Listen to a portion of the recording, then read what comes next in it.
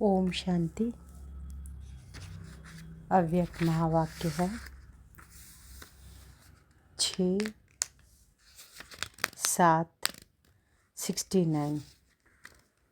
Teachers के प्रति अव्यक्त बाप दादा के महावाक्य। टीचर्स के प्रति अव्यक्त बाप दादा के महावाक्य। सभी किसकी याद में बैठे हो? एक की याद थी या दो की?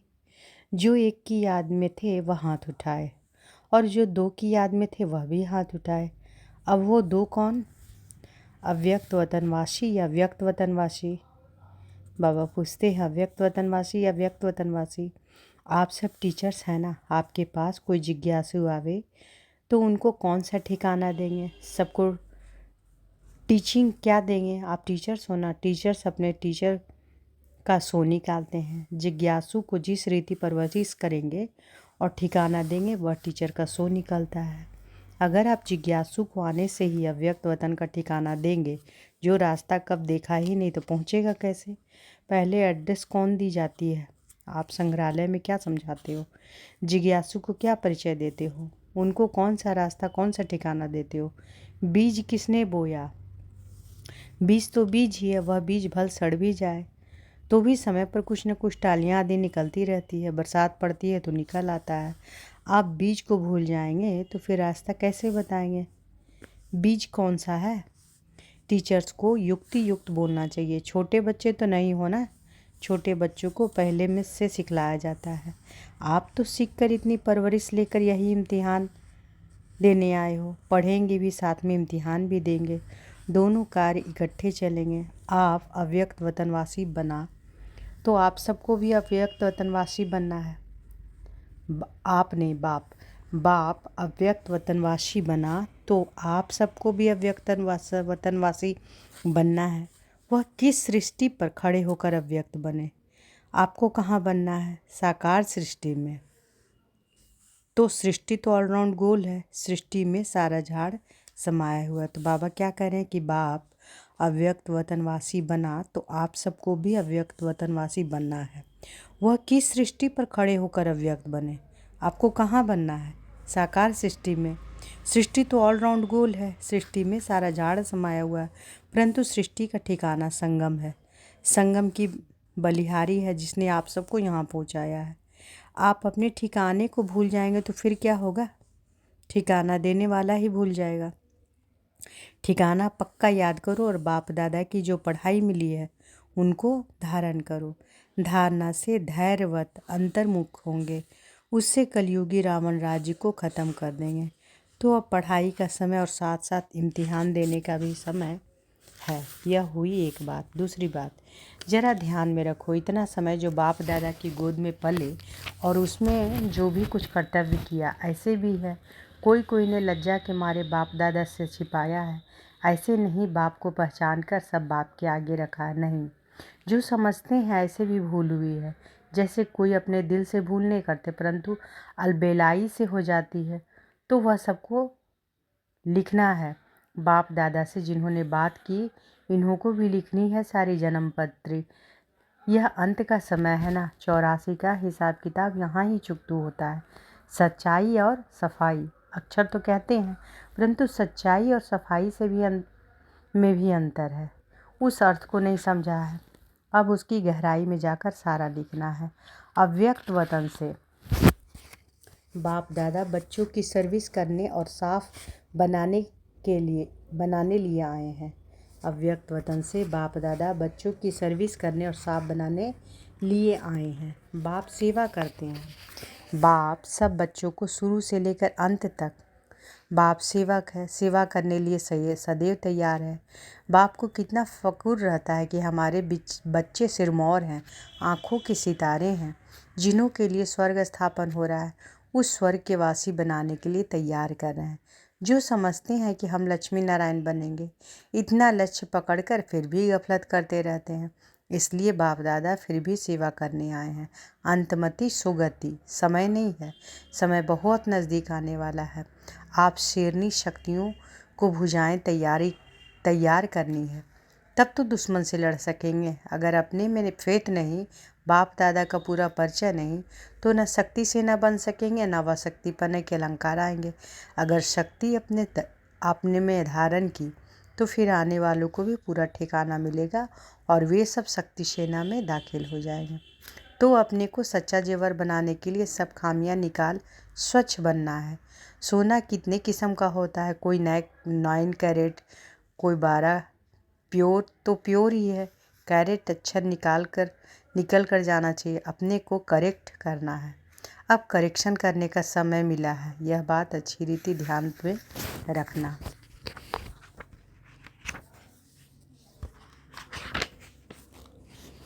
धरत पर ये धर्म न छोड़िए। कौन सा धर्म कौन सा धरत मालूम है? एक बार वायदा कर लिया, बाप दादा को हाथ दे दिया, फिर धर्म को नहीं छोड़ना है। पतिव्रता नारी जो होती है वो अपने धर्म में बहुत पक्की रहती है। आप सच्ची सच्ची सीता, सच्ची लक्ष्मी भी हो जो महालक्ष्मी बनने वाली हो। अपने लक्ष्य से अगर उतर गए तो फिर जंप मार लक्ष्य पर बैठ जाओ। बाप दादा आप बच्चों की सेवा करने के लिए सेवक बनकर शिक्षा दे रहे हैं। फरमान नहीं करते हैं परंतु शिक्षा देते हैं, क्योंकि बाप टीचर भी हैं, सतगुरु भी हैं। अगर बच्चा को फरमान करे और ना माने तो वह भी अच्छा नहीं, इसलिए शिक्षा देते हैं। आज फाउंडेशन पड़ता है, छोटे बच्चों को तो टीका लगाया जाता है, उनको रास्ता बताना होता है, क्या करना है, कैसे बनना है। आप सबको रास्ता तो मिल ही गया है, आप औरों को रास्ता बताने के निमित्त बने हो। अगर उस रास्ते में कोई गड़बड़ है, अगर मगर है तो वह निकालनी है। अब भी नहीं निकलेगी तो आगे के लिए जो शक्तियों का बल मिलता है वह खलास समझो। तो बाबा क्या करें? अगर उस रास्ते में कोई गड़बड़ है, अगर मगर है तो वह निकालनी है। अब भी नहीं निकलेगी तो आगे के लिए जो शक्तियों को बल मिला है वह खलास समझो। ऐसा बाप दादा को कहाँ कहाँ दिखाई दे रहा है। इसलिए संगठन में सबके दिलों को एक दिल बनाने, पूरा रास्ता बताने के लिए बाप को बुलाया है। आप सबको खुशी होगी। छोटे छोटे बच्चों को कहाँ फंक्शन आदि पर ले जाना है तो बहुत खुशी होती है ना। वहाँ जाएंगे, नया कपड़े पहनेंगे। आप सबको नया कपड़ा, श्रृंगार आदि कौन सा करना है? एक तरफ सेवक भी बनना है। सेवक अर्थात पतित आत्माओं का उद्धार करना। उस सेवा को कायम रखो। आप सबको आने वाली आत्माओं का कैसे उद्धार करना है, कैसे विघ्नों को हटाना है। तीर में जौहर भरा हुआ होगा तो एक ही बार में पूरा तीर लग जाएगा, उस आत्मा का भी उद्धार हो जाएगा। छोटी छोटी बच्चियां किसी का उद्धार करेंगी। कौन सा पहाड़ उठाया है? पहाड़ उठाने के कौन निमित्त है? गोपिकाएं। गोपी का भी तब हो सकती है जब पूरा कर्तव्य करे। पहाड़ भी तब उठा सकते जब इतना बल हो। तो इन सब बातों की रोशनी देने के लिए बाप को आना पड़ा है। बाकी टीका तो एक ही बार बाप दादा ने लगा दिया है। लाल टीका है या चंदन का? लाल टीका है सूरत की शोभा, चंदन है आत्मा की शोभा। तुमको जेवर भी सूरत की शोभा के लिए पहनने हैं, वस्त्र भी दुनिया। तो बाबा क्या करे? तुमको जेवर भी सूरत की शोभा के लिए नहीं पहनने हैं, वस्त्र भी दुनिया को दिखाने के लिए नहीं पहनने हैं, परंतु आंतरिक अपने को ऐसा श्रृंगारना है, जेवर ऐसा पहनना है जो लोग पसंद हो व दिल पसंद हो। लोग पसंद है बाहर मुख, दिल पसंद है अंतर्मुख। लोग पसंद है बाहर मुख और दिल पसंद है अंतर्मुख। तो बाबा क्या कह रहे हैं? तुमको जेवर भी सूरत की शोभा के लिए नहीं पहनने हैं, वस्त्र भी दुनिया के दिखाने के लिए नहीं पहनने, परंतु आंतरिक अपने को ऐसा श्रृंगारना है, जेवर ऐसा पहनना है जो लोग पसंद हो व दिल पसंद हो। लोग पसंद है बाहर मुख, दिल पसंद है अंतर्मुख, तो अंतर्मुख होकर अपने को सजाना है। लोग पसंद भाषण किया, खुश किया, परंतु भाषा का जो रहस्य तंत्र है वह एक एक अपनी कर्मेंद्रियों में बस जाए, तभी शोभा हो। कर्तव्य से दैवी गुणों का सो हो। दैवी गुणों का क्लास होता है सजने के लिए। ऐसे ही सज सज कर संगम से पार होना है, फिर अपने घर जाना है। फिर घर से कहाँ जाना है? ससुर घर। कन्या ससुर घर जाती है। अगर पढ़ी लिखी अकलमंद नहीं होती है तो सास ससुर कहते हैं इनमें चलने उठने बैठने की अकल नहीं, पर तुमको ससुर घर चलना है तो बाप कदम कदम को नहीं देखते परंतु एक एक कर्मेंद्रियों को देखेंगे। कदम अक्षर मोटा है, कदम से पदम मिलता है, वो अपने कल्याण के लिए है, परंतु कर्मेंद्रियों को सजाना है। गहना पहन कर चलना। आप सजने के लिए किसके पास आए हो? आप अब सजने के लिए किसके पास आए हो? बाप दादा के घर, सो अपने घर आए। सजाने वाला कौन है? जब सगाई होती है तो गहना बनाने वाला एक होता है, पहनाने वाला दूसरा होता है, तो अब सच कर चलना है, समझा। समझू सियानी टीचर तो हो ही, 15 दिन की रिजल्ट मानो अंत की रिजल्ट है। इतना पुरुषार्थ कर प्रवीण टीचर सबको बनना है। फिर जब अपना सेंटर संभालेंगे तो आने वाले की दृष्टि से सतयुगी दृष्टि दिखा सकेंगे। वह तब होगा जब गहने अच्छी रीति पहनेंगे। अगर लापरवाही से कोई गहना गिर गया तो नुकसान भी होगा और सजावट की शोभा भी नहीं जाएगी। इसलिए न शोभा को हटाना है, न गहनों को उतारना है। बड़ी बात नहीं है, छोटी समझेंगे तो सहज समझ आएगी। अगर कहेंगे कि बहुत बड़ा ऊंचा ज्ञान है तो कोई नहीं आएगा। कहेंगे कि 7 दिन में जीवन मुक्ति की प्राप्ति होती है तो लॉटरी लेने सब आएंगे। लॉटरी सब डाल देते हैं, फिर लॉटरी में किसी को कुछ मिल जाता है तो नसीब मानते हैं, चांस है, देखे नसीब किसका लगता है, किसको बड़ी लॉटरी मिलती है, किसको छोटी।